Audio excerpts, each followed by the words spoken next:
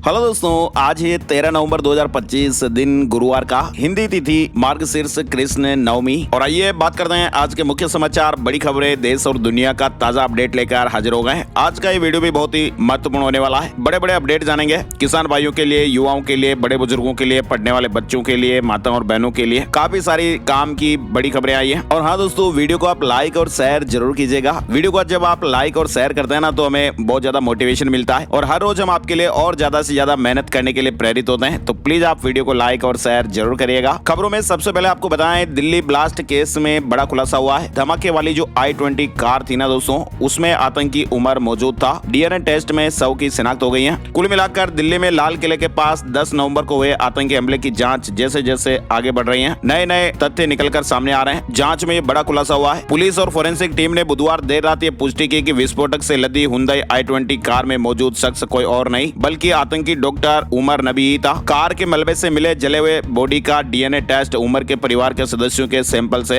100% match कर गया है और ऐसे में ये स्पष्ट हो गया कि आतंकी उमर दिल्ली कार ब्लास्ट में मारा गया है। वह फरीदाबाद के व्हाइट कॉलर टेरर मॉड्यूल का प्रमुख मेंबर भी था और ये फरार चल रहा था। उमर ही कार चला रहा था और सुरक्षा एजेंसियों की दबिश से घबराकर उसने ही हड़बड़ी में ये विस्फोट किया। तो ये बड़ा खुलासा दिल्ली हादसे को लेकर हुआ है। इधर केंद्र सरकार ने भी ये पुष्टि कर दी है कि दिल्ली धमाका आतंकी घटना थी। कैबिनेट ने इसको लेकर प्रस्ताव भी पास किया। प्रधानमंत्री नरेंद्र मोदी की अध्यक्षता में हुई सीसीएस की कैबिनेट बैठक में लाल किले धमाके को आतंकी घटना माना गया है। कैबिनेट ने इसको लेकर प्रस्ताव भी पास कर दिया है और बैठक में जांच एजेंसियों को दोषियों की जल्द पहचान और कार्रवाई के निर्देश दिए गए हैं। कैबिनेट ने गहरा शोक व्यक्त करते हुए पीड़ित परिवारों के प्रति संवेदना भी जताई और 2 मिनट का मौन भी रखा। बैठक में सरकार ने कहा कि यह कृत्य देश की शांति और एकता पर हमला है। कैबिनेट ने जांच एजेंसियों को निर्देश दिए कि दोषियों और उनके सहयोगियों और प्रायोजकों की पहचान कर जल्द से जल्द कार्रवाई की जाए। सरकार ने आतंकवाद पर अपनी जीरो टॉलरेंस नीति दोहराई है। इधर आतंकी कनेक्शन में जो संदिग्ध दूसरी रेड कलर की यानी लाल कलर की जो कार थी, वो फरीदाबाद के पास खड़ी हुई मिली और यहाँ भी एक व्यक्ति को हिरासत में लिया गया है। पुलिस ने पहले ही आशंका जताई थी कि दिल्ली धमाके में शामिल आतंकियों के पास एक नहीं बल्कि 2 कारें थी। लाल रंग की स्फोर्ड इको स्पोर्ट कार, जिसको भी पुलिस ने बरामद कर लिया है। ये कार डॉक्टर उमर उन नबी के नाम पर रजिस्टर है। वहीं स्थानीय लोगों ने कहा कि ये कार मंगलवार से ही यहाँ पर पड़ी हुई थी। ये कार फरीदाबाद से जब्त की गई है। वहीं प्रधानमंत्री नरेंद्र मोदी बुधवार दोपहर भूटान से लौटे और वे एयरपोर्ट से सीधे ही LNJP हॉस्पिटल पहुंचे। यहाँ पर उन्होंने दिल्ली ब्लास्ट के घायलों के इलाज का जायजा लिया और डॉक्टरों से भी बातचीत की। पीएम मोदी ने कहा कि साजिश को अंजाम देने वालों को बख्शा नहीं जाएगा। देश भर में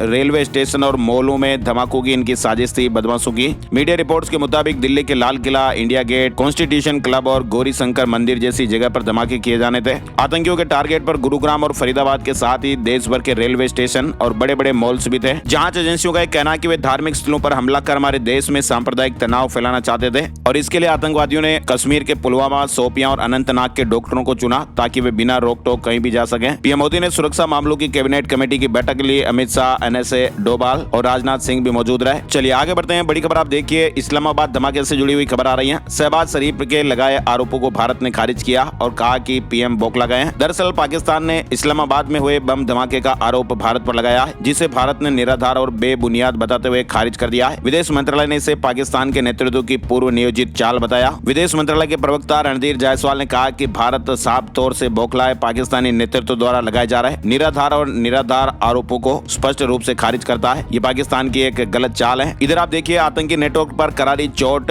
कश्मीर में प्रतिबंधित जमात इस्लामी पर भी कड़ी कार्रवाई की गई। 300 से अधिक ठिकानों पर छापेमारियां की गई हैं। दिल्ली धमाके के तार कश्मीर से जुड़ने के इनपुट मिलने के बाद जम्मू कश्मीर पुलिस ने बुधवार को प्रतिबंधित संगठन जमात इस्लामी से जुड़े 300 से अधिक ठिकानों पर व्यापक छापेमारियां की हैं। ये कार्रवाई अनंतनाग, शोपियां, पुलवामा, बारामूला, सोपोर और बडगाम समेत कश्मीर के कई हिस्सों में एक साथ की गई और इस दौरान जमात से जुड़े सदस्यों और सहयोगियों के घरों और परिसरों को भी खंगाला गया। कई को पूछताछ के लिए हिरासत में भी लिया गया। इधर आप देखिए, मुख्यमंत्री हेमंत बिस्वा शर्मा ने दिल्ली ब्लास्ट में गिरफ्तार डॉक्टरों को लेकर कहा कि एजुकेटेड होने का मतलब ये नहीं है कि वो अच्छा काम ही करेगा। उन्होंने कहा कि एजुकेटेड होने से ये लोग और ज्यादा बम बनाएंगे। सीएम ने कहा कि जो लोग वंदे मातरम नहीं गा सकते वो लोग कभी भारतीय नहीं हो सकते। ब्लास्ट में गिरफ्तार डॉक्टरों की तरफ इशारा करते हुए उन्होंने कहा कि एजुकेटेड होने से ये लोग और ज्यादा बम बनाएंगे। उन्होंने कहा कि अगर मन में खोट है तो पढ़ाई लिखाई करने के बावजूद भी ये लोग खराब काम ही करेंगे। यानी उन्होंने कहा कि अगर कोई शिक्षित है और अगर उनके इरादे ही बुरे हैं तो वह और भी बुरे काम ही करेगा। आप देख सकते हैं, दिल्ली धमाका 37 दिन पहले इस शादी में बना आतंकियों का ग्रुप पाकिस्तानी हैंडलर से जुड़े हुए थे। कश्मीर में लगे पोस्टर से नजर में आए। दिल्ली में लाल किला के पास जो 10 नवंबर को धमाके हुए, उसके पीछे जैसे मोहम्मद का ये नया व्हाइट कॉलर टेरर मॉड्यूल आतंकियों का ग्रुप उजागर हुआ। इस मॉड्यूल में डॉक्टर, प्रोफेसर और महिला सदस्य शामिल थे जो पाकिस्तान पाकिस्तानी हैंडलर्स के सीधे संपर्क में थे।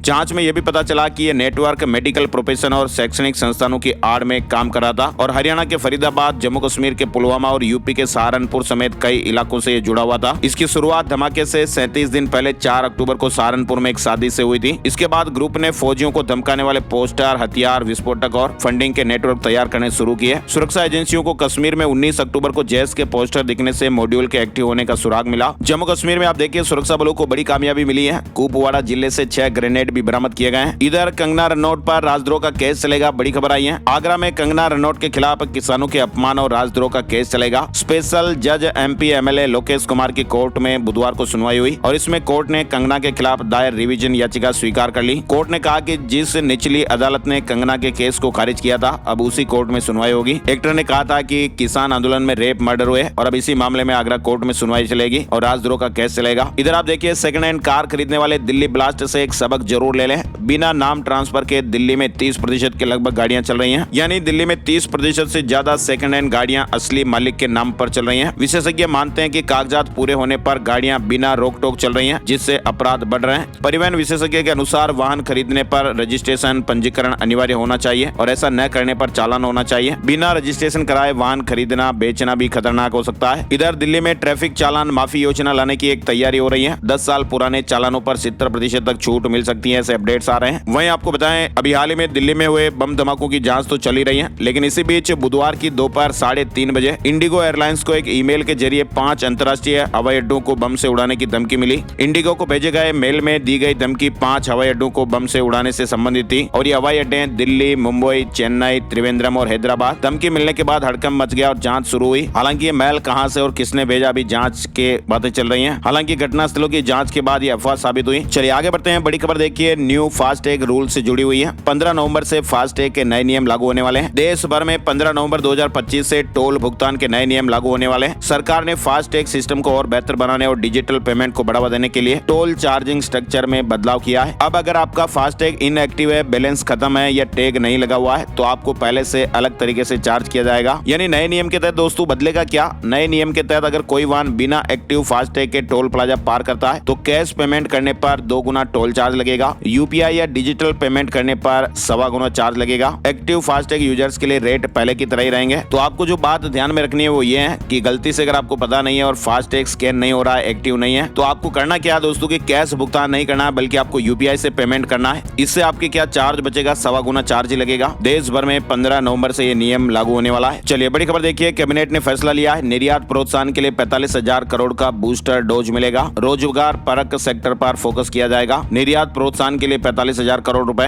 अना और IBM का क्वांटम कंप्यूटिंग की दिशा में भी बड़ा कदम। न्यूयॉर्क में लून चिप बनाया है। कंपनी का कहना है कि ये चिप 2029 तक असली काम के लिए इस्तेमाल होने वाले क्वांटम कंप्यूटर बनाने की दिशा में एक बड़ा कदम है। IBM ने बताया कि उसने एक नया क्वांटम कंप्यूटिंग चिप बनाया है जिसका नाम लून रखा गया है। क्वांटम कंप्यूटर दोस्तों क्या होते हैं आपको बताएं। ये एक ऐसे कंप्यूटर होते हैं जो बहुत ही जटिल से जटिल समस्याओं को भी बहुत तेजी से हल कर सकते हैं। ऐसी समस्याएं जिन्हें आम कंप्यूटर को हल करने में हजारों साल लग सकते हैं, लेकिन ये क्वांटम कंप्यूटर में ऐसा नहीं होता है। क्वांटम कंप्यूटर जटिल से जटिल समस्याओं को भी बहुत तेजी से हल कर पाएंगे। इधर देखिए आप, एक्टर धर्मेंद्र अस्पताल से डिस्चार्ज हो गए हैं। एक्टर धर्मेंद्र को बुधवार सुबह मुंबई के ब्रीच कैंडी हॉस्पिटल से डिस्चार्ज कर दिया गया। उनके परिवार ने यह फैसला किया कि अब उनका इलाज घर पर ही किया जाएगा। चलिए अगली बड़ी खबर देखिए आप, राहुल गांधी ने एक बार फिर बीजेपी पर वोट चोरी का आरोप लगाया है। ट्विटर पर पोस्ट में आप देख सकते हैं। साथ ही अखिल भारतीय कांग्रेस कमेटी AICC में बड़ा संगठनात्मक फेरबदल हुआ।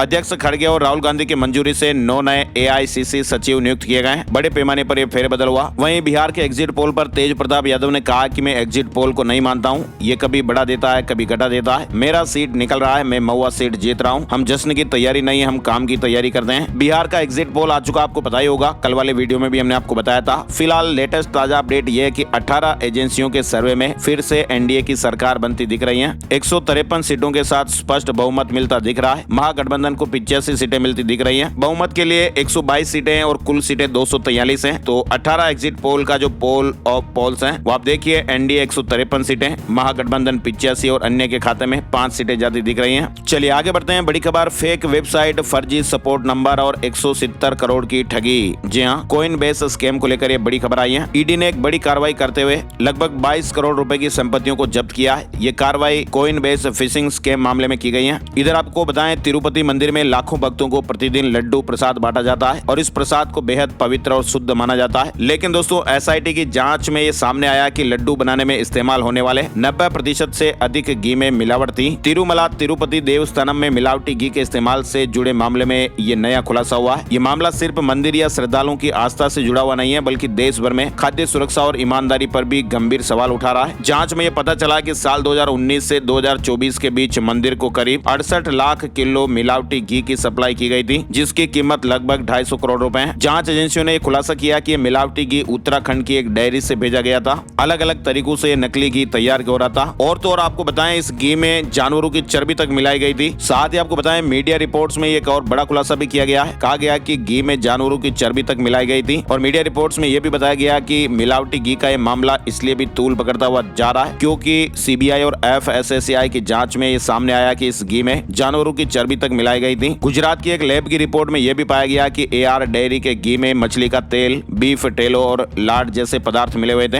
हालांकि लैब ने यह भी कहा था कि कुछ परिणाम फॉल्स पॉजिटिव हो सकते हैं, यानी रिपोर्ट में गलती की संभावना से इंकार नहीं किया गया। कुल मिलाकर तिरुपति मंदिर में लाखों भक्तों को जो प्रतिदिन लड्डू प्रसाद बांटा जाता है, इस प्रसाद को बेहद पवित्र और शुद्ध मानते हैं। लेकिन लड्डू प्रसाद में नकली घी इस्तेमाल हुआ है, ये जग जाहिर हो चुका है। साथ ही आप देखिए, रिटेल महंगाई 14 साल में सबसे कम रही। अक्टूबर में 0.25% रही है। खाने पीने का सामान कुछ हद तक सस्ता होने का असर दिखाई दिया। साथ ही आपको बताएं, बाढ़, चक्रवात, सूखा, गर्मी, खराब मौसम से भारत को बड़ी जनहानि। मौत के मामले में दुनिया में भारत नंबर 9 पर रहा है। पिछले 3 दशकों में जितनी भी जलवायु आपदाएं आई हैं, उनमें प्रभावित देशों में भारत 90वें स्थान पर रहा। 1995 से 2024 सूखा, लू, बाढ़ जैसी लगभग 430 मौसमी घटनाओं की वजह से 80,000 से ज्यादा लोगों की जाने गई हैं। इधर आप देखिए, विदेश मंत्री एस जयशंकर ने कनाडा में G7 बैठक के दौरान अमेरिकी समकक्ष मार्को रूबियो से मुलाकात की है। दोनों नेताओं ने व्यापार और सप्लाई चेन पर चर्चा की। जयशंकर ने बताया कि बातचीत सकारात्मक रही है और द्विपक्षीय रिश्तों में नई गति की उम्मीद है। इधर बड़ी खबर आ रही है, शेख हसीना के इंटरव्यू से बांग्लादेश नाराज हुआ। ढाका में भारतीय डिप्लोमेट को तलब किया गया। हसीना ने कहा था कि यूनुस सरकार कट्टरपंथियों के सहारे चल रही है। बांग्लादेश ने पूर्व पीएम शेख हसीना के मीडिया इंटरव्यू पर नाराजगी जताई है। केंद्रीय वित्त मंत्री निर्मला सीतारमण गुरुवार को 3 दिन की यात्रा पर नागालैंड पहुंचेगी और इस दौरान वे कई आधिकारिक के कार्यक्रमों में हिस्सा लेंगे। दिल्ली में ठंड के साथ ही प्रदूषण का कहर भी बढ़ रहा है। बुधवार को AQI कई इलाकों में 418 तक पहुंच गया। नोएडा में 408, फरीदाबाद में 274 AQI दर्ज हुआ है। साथ ही आपको बताएं, सुप्रीम कोर्ट बार एसोसिएशन ने एडवोकेट ऑन रिकॉर्ड प्रज्ञा बघेल के माध्यम से सुप्रीम कोर्ट में एक याचिका दाखिल कर कहा कि देश के कई हिस्सों में महिलाओं के पीरियड्स के समय उनकी गरिमा, शारीरिक स्वायत्तता और प्राइवेसी का उल्लंघन हो रहा है। केंद्र से गाइडलाइन बनाने की मांग की गई है। साथ ही आप देखिए, सरकार ने देश के छोटे बड़े सभी निर्यातकों को वित्तीय सहायता देने के लिए क्रेडिट गारंटी स्कीम को मंजूरी दे दी है। पीएम मोदी ने कैबिनेट बैठक में यह फैसला लिया और इसके तहत national credit guarantee trustee company limited 100% credit guarantee देगी और ऐसे में एक्सपोर्टर्स को बिना किसी कोलेटरल यानी लोन के बदले गारंटी के 20,000 करोड़ रुपए तक का एक्स्ट्रा क्रेडिट मिल सकेगा। एप्पल 14 नवंबर को आईफोन पॉकेट लॉन्च करने वाली है। एप्पल ने आईफोन पॉकेट नाम का नया प्रोडक्ट अनाउंस किया है। इधर आर्टिफिशियल इंटेलिजेंस यानी AI कंपनी ओपन AI ने दिल्ली में 50 सीटर ऑफिस स्पेस लीज पर लिया है। ये कंपनी का भारत में पहला ऑफिस होगा। राजस्थान से बड़ी खबर आई है, आनंदपाल एनकाउंटर में शामिल पुलिस और अफसरों पर कोई मर्डर केस नहीं चलेगा। कोर्ट ने माना कि सेल्फ डिफेंस में गोलियां चलाई गई थी। ACJM कोर्ट का फैसला रद्द कर दिया गया है। आनंदपाल का एनकाउंटर करने वाले 3 पुलिस अधिकारियों और 4 पुलिस कर्मचारियों पर केस नहीं चलेगा। निचली अदालत के आदेश को रद्द कर दिया गया है। कोर्ट ने माना कि पुलिस ने आत्मरक्षा में गोलियां चलाई थी। RSS के सरसंघ चालक मोहन भागवत जयपुर पहुंच गए हैं। 16 तारीख तक जयपुर में ही रहेंगे। स्वयं सेवकों के अलग अलग समूह की बैठक लेंगे। संघ के शताब्दी वर्ष पर आयोजित कार्यक्रमों के क्रम में 13 से 16 नवंबर तक राजस्थान के प्रवास पर रहेंगे। डिजिटल अरेस्ट केस में CBI का बड़ा एक्शन, बैंक मैनेजर को गिरफ्तार किया गया है। घूस लेकर ये फर्जी खाते खुलवाता था। CBI ने मुंबई में एक प्राइवेट बैंक मैनेजर को डिजिटल अरेस्ट धोखाधड़ी में इस्तेमाल फर्जी बैंक खाते खोलने के आरोप में गिरफ्तार किया है। मैनेजर पर रिश्वत लेकर इन बैंक खातों को खोलने में मदद करने के आरोप लगे हैं और इन खातों का इस्तेमाल साइबर अपराधियों के लिए किया जाता था। इधर इंडिया पोस्ट ने नया डिजिटल ऐप डाक सेवा 2.0 लॉन्च किया है। लोगों का समय बचेगा, पारदर्शिता बढ़ेगी और पोस्ट ऑफिस की सेवाएं और भी आधुनिक बनेगी।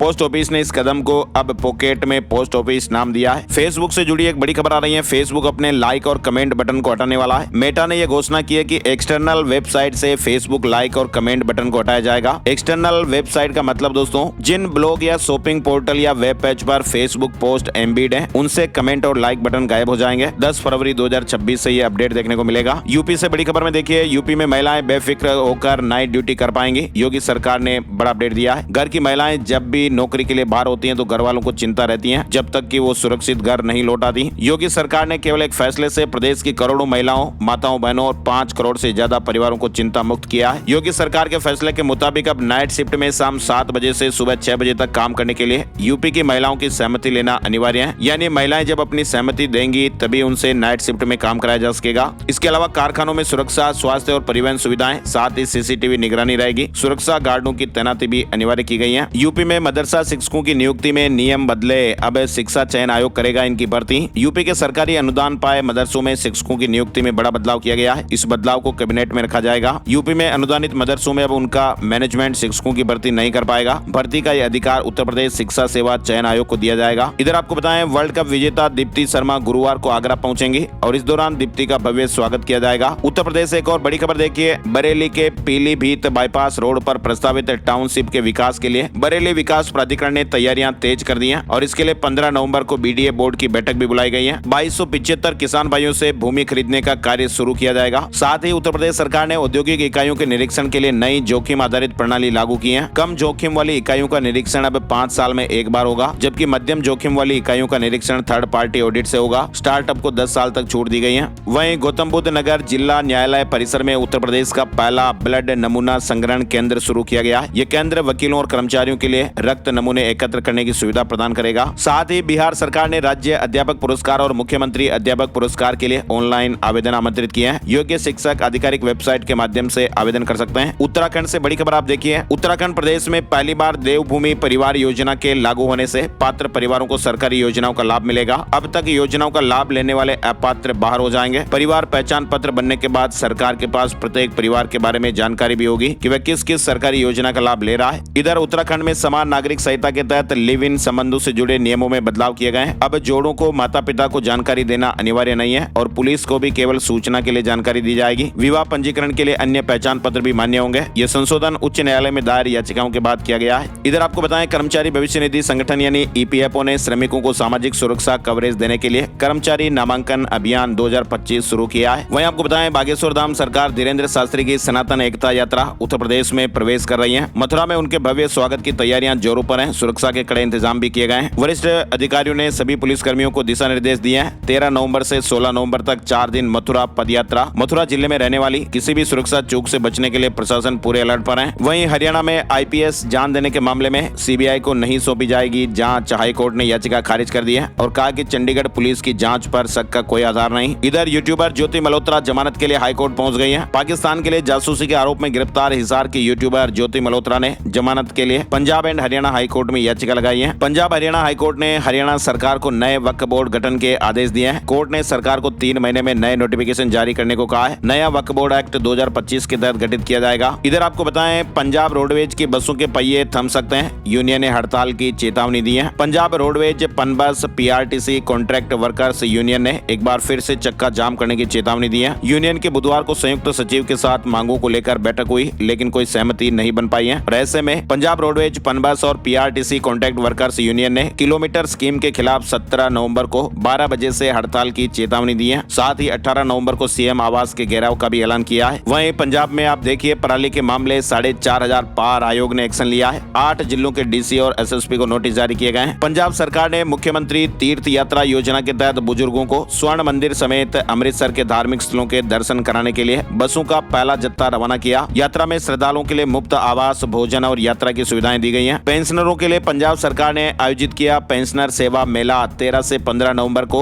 ई-केवाईसी और डिजिटल पोर्टल लॉन्च। पंजाब सरकार ने पेंशनरों के लिए 13 से 15 नवंबर तक पेंशनर सेवा मेला आयोजित करने की घोषणा की है। इसका उद्देश्य रहेगा ई-केवाईसी प्रक्रिया को सुगम बनाना, आसान बनाना, ताकि पेंशनर सेवा पोर्टल पर पंजीकरण करा पाए। साथ ही हेल्पलाइन नंबर भी जारी किए गए हैं। हरियाणा में फायर एनओसी के नियम बदले। पीएम के दखल के बाद अब फायर ब्रिगेड की बजाय थर्ड पार्टी इंस्पेक्शन होगा। एजेंसियां जारी करेंगी। हरियाणा में प्रधानमंत्री नरेंद्र मोदी के दखल के बाद फायर एनओसी के नियमों में बदलाव कर दिया गया। इधर यूपीएससी सिविल सर्विस मेंस परीक्षा का रिजल्ट जारी हुआ। 2736 कैंडिडेट क्वालिफाई हुए हैं। इंटरव्यू राउंड के लिए डीएफ भरना होगा। संघ लोक सेवा आयोग यानी यूपीएससी ने सिविल सेवा सीएससी मेंस परीक्षा 2025 का रिजल्ट घोषित किया है। राजस्थान में 4 संस्कृत आदर्श वेद विद्यालय प्रारंभ हो गए, शुरू हुए हैं। इधर आमेर फोर्ट से खेलो इंडिया यूनिवर्सिटी गेम 2025 का आगाज हुआ। राजस्थान में खेलो इंडिया यूनिवर्सिटी गेम्स 2025 की रंगारंभ शुरुआत हो गई है। बुधवार शाम को ऐतिहासिक आमेर फोर्ट के जलेब चौक में खेल मंत्री कर्नल राज्यवर्धन सिंह राठौड़ ने खेलो इंडिया यूनिवर्सिटी गेम्स का लोगो, मैस्कॉट, एंथम, टॉर्च और जर्सी लॉन्च की।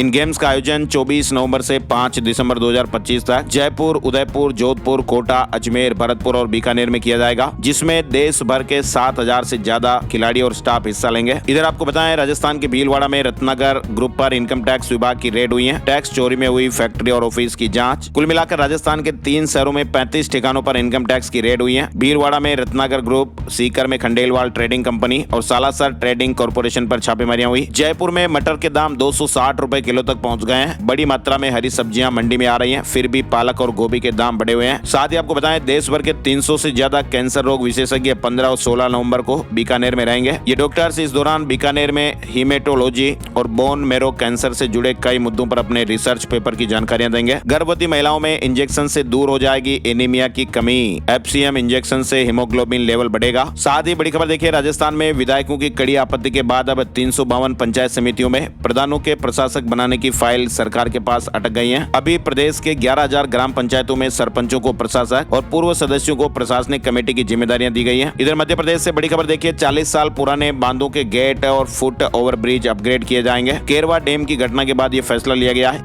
वहीं भोपाल के पौस इलाके में रहने वाली डिप्टी कलेक्टर के सोने मकान से 11 लाख का सोना चोरी हो गया। इधर आप देखिए, इंदौर से बड़ी खबर आ रही है। इंदौर कलेक्टर ने बुधवार को बस ऑपरेटरों की बैठक में स्पष्ट कहा कि यात्रियों की सुरक्षा हमारी सर्वोच्च प्राथमिकता है। उन्होंने निर्देश दिए कि बसों में जीपीएस, पैनिक बटन, लाइट, पीने का पानी, फर्स्ट एड बॉक्स और अग्निशमन यंत्र पूरी तरह कार्यशील रहने चाहिए। मध्य प्रदेश में प्रमोशन में आरक्षण मामले पर सुनवाई। हाई कोर्ट ने सुनवाई रोकने की अजाक्स की मांग को ठुकरा दिया है। आज फिर सुनवाई होगी। इधर मध्य प्रदेश में लाडली बहनों के बैंक खातों में 1500 रुपए ट्रांसफर कर दिए गए हैं। प्रदेश की 1 करोड़ 26 लाख लाडली बहनों के बैंक खातों में 1500 रुपए के हिसाब से 1857 करोड़ रुपए की 30वीं किस्त सिंगल क्लिक के माध्यम से बैंक खातों में ट्रांसफर की गई। छत्तीसगढ़ से बड़ी खबर आ रही है। छत्तीसगढ़ में एक बार फिर मोतियाबिंद ऑपरेशन में गड़बड़ी सामने आई। बीजापुर जिला हॉस्पिटल में सर्जरी के कुछ दिन बाद 9 मरीजों के आंखों की रोशनी कम हो गई है। छत्तीसगढ़ विधानसभा का विशेष सत्र 18 नवंबर को जो रायपुर के पुराने विधानसभा भवन में आयोजित होगा। साथ ही आप देखिए, झारखंड कैबिनेट की बैठक मुख्यमंत्री हेमंत सोरेन की अध्यक्षता में बुधवार को हुई। बैठक में विधानसभा का शीतकालीन सत्र 5 से 11 दिसंबर तक आयोजित किए जाने की स्वीकृति दी गई। बैठक में और भी कुछ महत्वपूर्ण निर्णय लिया गया। एनटीए ने कॉमन मैनेजमेंट एडमिशन टेस्ट 2026 के लिए आवेदन कर रहे उम्मीदवारों के लिए एक एडवाइजरी जारी की है। आवेदन की अंतिम तारीख 27 नवंबर है और शुल्क जमा कराने की तारीख 18 नवंबर 2025 है। साथ ही आप देखिए, उत्तराखंड शिक्षक पात्रता परीक्षा के रिजल्ट भी जारी हो गए। यामा की इलेक्ट्रिक सेगमेंट में एंट्री हुई है। 2 स्कूटर पेश किए गए। शेयर मार्केट न्यूज अपडेट में आपको बताएं, सेंसेक्स 595 अंक चढ़कर 84,467 पर बंद हुआ। निफ्टी में 181 अंकों की तेजी रही और ये 25,876 के स्तर पर बंद हुआ है। सोने चांदी के भाव से जुड़ा अपडेट भी आपको दिखाएं। सोने के दामों में गिरावट रही, चांदी के दामों में बढ़ोतरी हुई। 10 ग्राम सोना 216 रुपए गिरकर 1,23,913 रुपए पर आ गया। चांदी 1945 रुपए बढ़कर 1,56,705 रुपए प्रति किलोग्राम पर रही। और अब चलते चलते एक नजर आज का राशिफल। आज 13 नवंबर गुरुवार के ग्रह नक्षत्र ब्रह्म योग बना रहे हैं, जिससे वृष राशि वालों को नौकरी में तरक्की मिल सकती है। मिथुन राशि वालों को रुका हुआ पैसा मिल सकता है। किसी बड़े अधिकारी या राजनीतिज्ञ से कर्क राशि वालों की मुलाकात फायदेमंद साबित होगी। सिंह राशि के नौकरी पेशा लोगों को खुशखबरी मिलेगी। तुला राशि के नौकरी पेशा लोग नौकरी में बदलाव चाहते हैं तो खुशखबरी मिल सकती है। वृश्चिक राशि वालों के कामकाज की रुकावटें दूर होगी। मकर राशि वालों की प्रॉपर्टी की बड़ी डील हो सकती है। मीन राशि वालों के रुके हुए काम पूरे हो सकते हैं और इनके अलावा बाकी राशियों पर सितारों का मिला जुला असर रहेगा। आज के मुख्य समाचार अपडेट में फिलहाल बस इतनी खबरें। हर रोज हम आपके लिए ऐसी ताजा खबरों का वीडियो लेकर हाजिर होते हैं, तो ऐसे ही प्यार और सपोर्ट बनाए रखिएगा। वीडियो को आप लाइक और शेयर जरूर कीजिएगा। वीडियो को पूरा देखने के लिए आपका दिल से शुक्रिया और धन्यवाद। एक नए वीडियो में नई जानकारी के साथ फिर मिलते हैं, तब तक के लिए जय हिंद, जय भारत, वंदे मातरम।